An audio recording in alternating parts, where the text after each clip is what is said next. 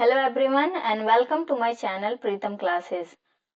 जितने लोग भी हमारे चैनल पर नए जुड़े हैं कृपया हमारे चैनल को सब्सक्राइब कर लें और बेल आइकन दबाना ना भूलें ताकि आने वाले अपकमिंग वीडियो आप तक सबसे पहले पहुंच जाएं और हो सके तो इस चैनल को शेयर करें ज़्यादा से ज़्यादा लोगों तक जो है ना मेरी बात पहुंच सके।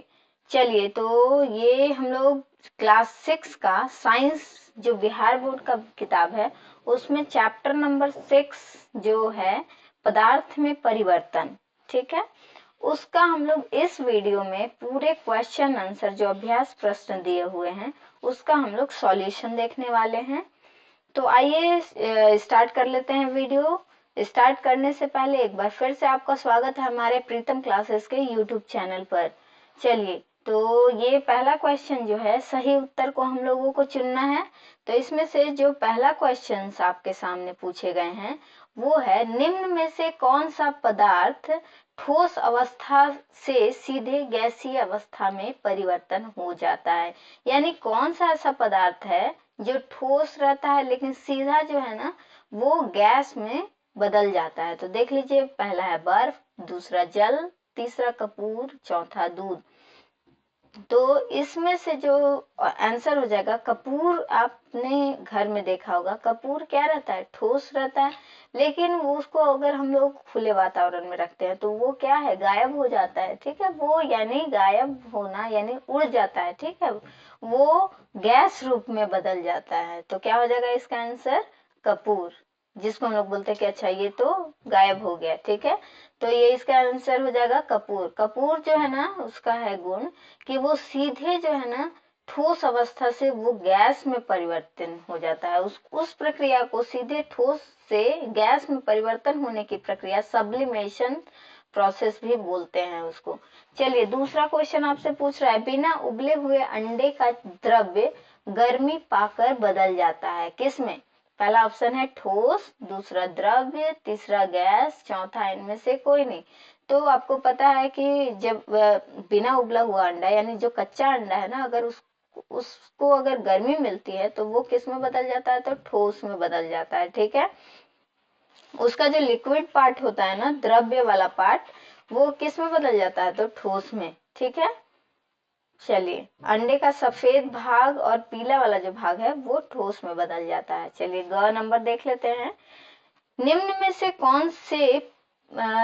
से कौन सा पदार्थ सामान्य रूप से पदार्थ की 3 अवस्थाओं में पाया जाता है। यानी जो पदार्थ की 3 अवस्थाएं कौन कौन होती हैं, तो ठोस, द्रव्य और गैस।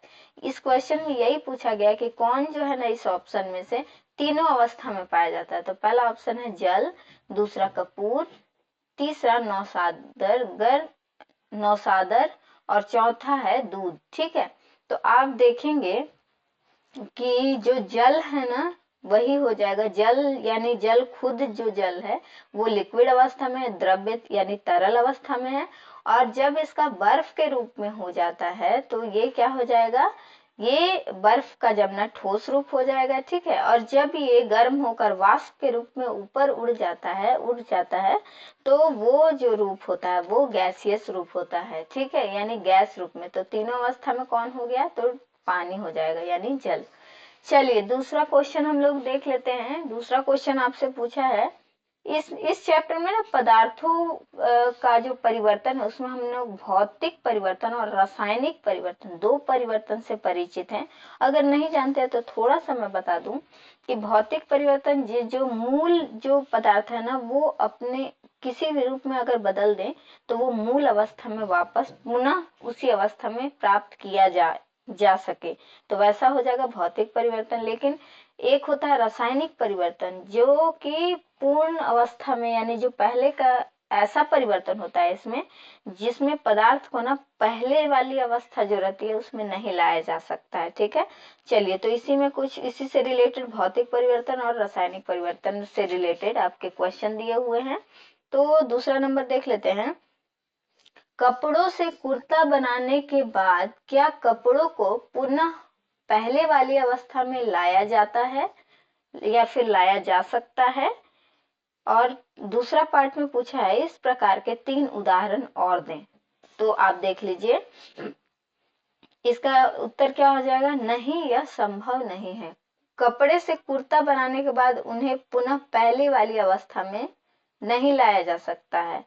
उदाहरण देख लीजिए, इसमें पूछ रहा है कि अगर 3 प्रकार के इसी प्रकार का उदाहरण दे तो जो पुनः पहले वाली अवस्था में नहीं लाया जा सकता। ठीक है, तो क्या हो जाएगा? जैसे एग्जाम्पल देख लीजिए, पहला आप देख सकते हैं, आटा से रोटी बनाना। ठीक है, आटा को गूंथ कर अगर हम लोग रोटी बना दिए तो क्या हो जाएगा? रोटी से वापस आटा में ला सकते हैं? नहीं ला सकते हैं। ठीक है, ये रासायनिक परिवर्तन इसमें हो गया। दूसरा देख लीजिए, दूध से दही का बनना। तो दूध से दही बनाने के बाद दही अगर बन जाता है तो दही से वापस हम लोग प्राप्त नहीं कर सकते हैं। तीसरा देख लीजिए, गेहूं से आटा बनाना। गेहूं को अगर हम लोग पीस देते हैं, आटा बन गया, तो उसको वापस पुनः अपने मूल अवस्था में नहीं लाया जा सकता। तो ये कुछ एग्जाम्पल, आप इसके अलावा भी आप अपने से एग्जाम्पल अगर आपके है पास तो दे सकते हैं। मैंने ये जस्ट रेफरेंस के लिए दिया है। चलिए, तीसरा नंबर क्वेश्चन जो आपसे पूछ रहा है, रात्रि में एक सीमेंट की बोरी जो खुले मैदान में रखी हुई थी, वर्षा के कारण जो है ना भीग जाती है। अगले दिन तेज धूप निकलती है, सीमेंट कड़ा हो जाता है, तो क्या सीमेंट को पहले जैसी स्थिति में प्राप्त कर सकते हैं?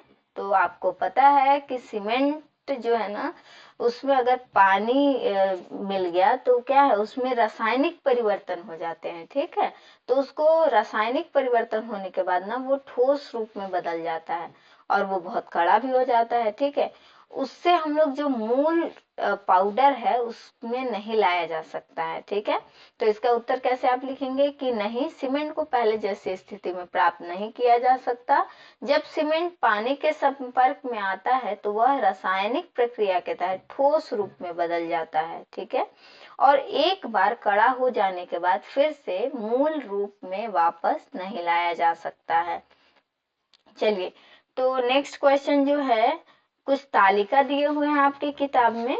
ठीक है, और उसमें हम लोगों को एक तरफ कुछ कुछ एग्जाम्पल दिया हुआ है और दूसरी तरफ लिखा हुआ है कि क्या उसको मूल अवस्था में हम लोगों को लाया जा सकता है या नहीं। मतलब सीधा सीधा आपसे पूछ रहा है कि किस में जो है वो भौतिक परिवर्तन हो रहा है और किस में जो है ना वो रासायनिक परिवर्तन हो रहा है। ठीक है, तो चलिए, पहला जो एग्जाम्पल आपके बुक में दिया हुआ है तालिका में, वो है लकड़ी के टुकड़े को चीरना। ठीक है, मतलब ये पूछ रहा है कि लकड़ी के टुकड़े को चीर कर वापस उसी लकड़ी के रूप में ला सकते हैं। तो इसका उदाहरण हो जाएगा कि नहीं, नहीं लाया जा सकता है।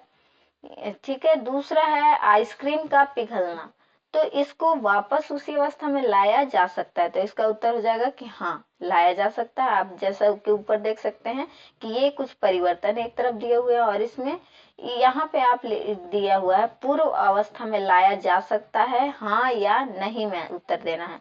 तो आइसक्रीम का पिघलना, पिघल गया आइसक्रीम तो उसको वापस से हम लोग फ्रिज में रख देंगे, जम जाएगा तो क्या हो जाएगा, वापस उसी अवस्था में लाया जा सकता है। तो इसका उत्तर हो जाएगा हाँ। नमक का जल में घुलना, नमक अगर जल में घुल गया तो वापस नमक प्राप्त कर सकते हैं वाष्पीकरण प्रक्रिया द्वारा। तो ये भी उत्तर हो जाएगा कि हाँ। ठीक है, यानी पूर्व अवस्था में लाया जा सकता है।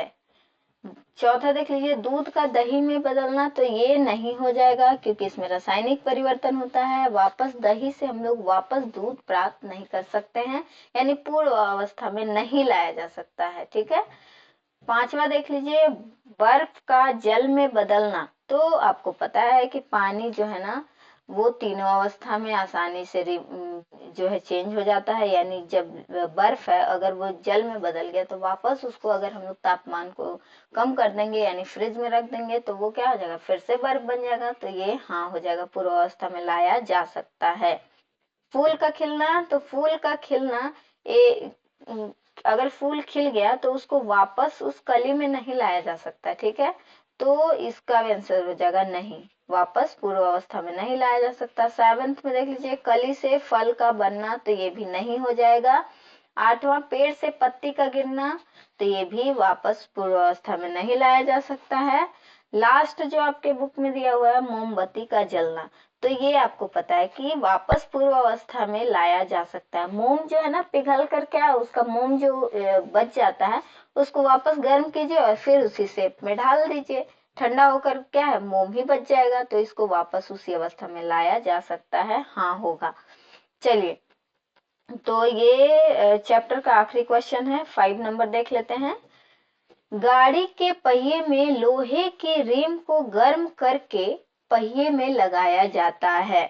ठंडा करने पर पहिया अच्छी तरह से बैठ जाता है और खुलता नहीं है।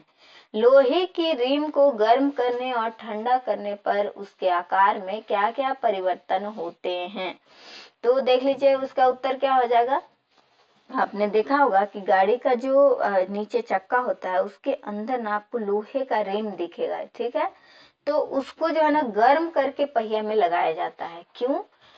देख लीजिए, तो ये एक सामान्य प्रक्रिया है। ये जो है ना पहिए में ये रिम को लगाने के लिए पहले रिम को गर्म कर दिया जाता है, ठीक है। इसका उद्देश्य है रिम को पहिए में अच्छी तरह से फिट करना होता है, ठीक है। जब रिम को गर्म किया जाता है तो उसके आकार में कुछ महत्वपूर्ण जो है ना परिवर्तन होते हैं। जैसे गर्म कर देंगे ना तो क्या हो जाएगा, उसका तापमान बढ़ने से रिम, जैसे तापमान हम लोग ज्यादा करेंगे यानी गर्म करेंगे तो क्या हो जाएगा, जो रिम रहता है ना यानी रिंग बोलते हैं, रिंग जो अंदर वाला रिंग रहता है वो क्या है उसका साइज बढ़ जाएगा, ठीक है। पिघलेगा या फिर गर्म होगा तो उसका साइज बढ़ जाएगा। और ये जो विस्तार है ना क्यों होता है, तो ये तापमान बढ़ाने से यानी गर्म करने से होता है। क्योंकि अधिकांश पदार्थ की जैसे तापमान बढ़ने पर उसकी जो है ना आणविक गति बढ़ती है, जिससे वे स्थान घेरने लगते हैं। इस प्रक्रिया को जो है ना थर्मल एक्सपेंशन भी कहते हैं। थर्मल एक्सपेंशन मतलब जैसे वो हीट हुआ ना वो एक्सपैंड करने लगा यानी फैलने लगा। तो ये क्या होता है, रिंग जो रहता है लोहे की रिंग या रिम, वो क्या होता है जब गर्म करेंगे तो वो फैल जाता है, ठीक है। फिर ये धीरे धीरे ठंडा होगा ना तो छोटा हो जाता है।